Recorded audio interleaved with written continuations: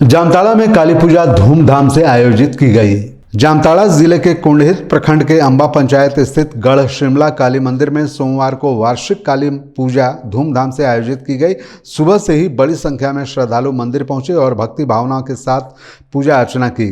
अमावस्या के दिन रात तक पूजा चलती रही और बाद में महाप्रसाद का वितरण किया गया।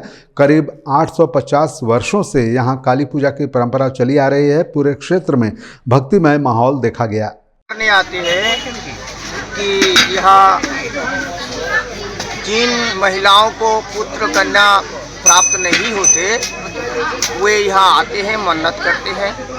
जहाँ तक संभव यहाँ पूर्वजों से दिए जा रहे दवाइयाँ खिलाए जाते हैं और उनसे पुत्र कन्या प्राप्त होते हैं और लोग आते जाते रहते हैं। कहाँ से हमारे 36 जिले से लोग आते हैं।